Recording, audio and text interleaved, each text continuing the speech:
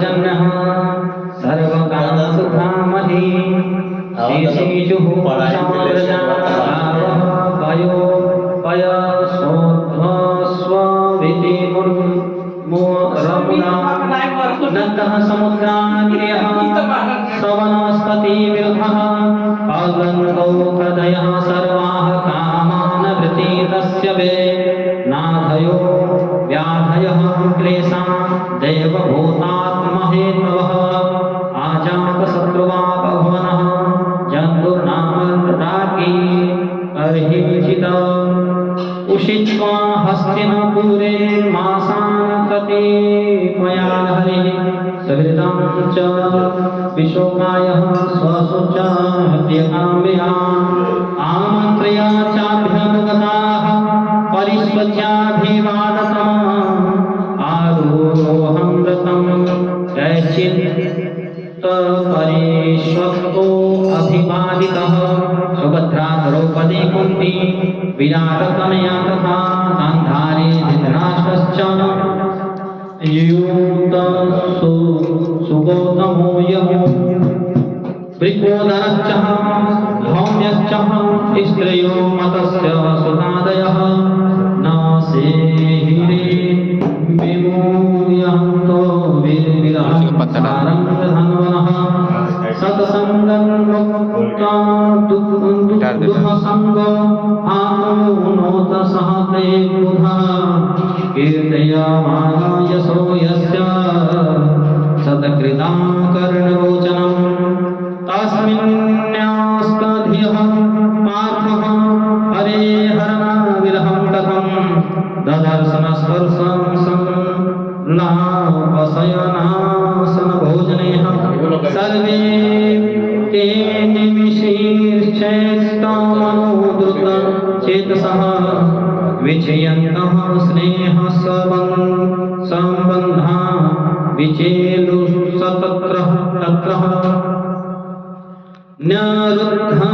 नैरुन्धानो दकल द्वास्तमौलिककण्ठया देवकी सुते निर्यात्यागारण्यो अभद्रमिति यस्याद्वन्धवस्त्रियः।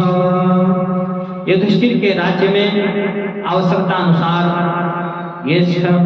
यथेष्ट वर्षा होती थी। पृथ्वी में समस्त अभिष्ट वस्तुएं पैदा होती थी। बड़े बड़े थनों वाली बहुत सी गौएं प्रसन्न होकर गौशालाओं में दूध से सींचती रहती थी।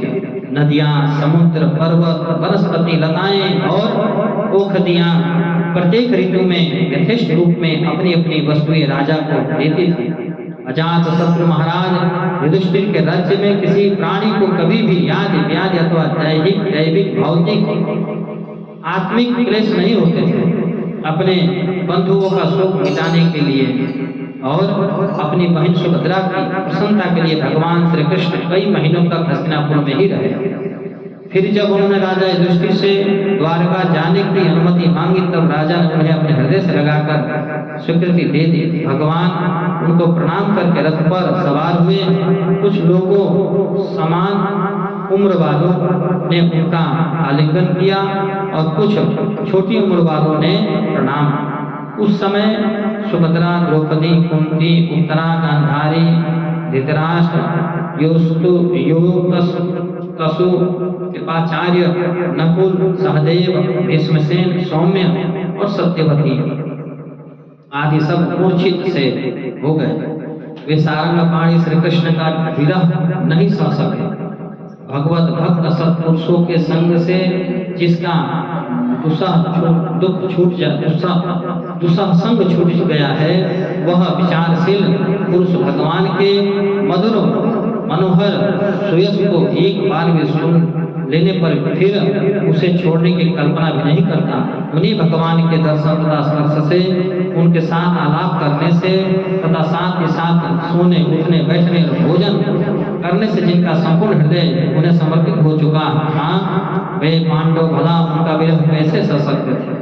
उनका चित्र द्रवित हो रहा था। वे सब निमेष नेत्रों से भगवान को देखते हुए स्नेह बंधन से बंद कर जहां तहां दौड़ रहे थे। भगवान श्री कृष्ण के घर से चलते समय उनके बंधुओं की स्त्रियों के नेत्र उत्कंठावश उमड़ते हुए आंसुओं से भर आए, परंतु इस समय से ही कहीं यात्रा के समय अशुभ न हो जाए, उन्होंने बड़ी कठिनाई से उन्हें रोक लिया।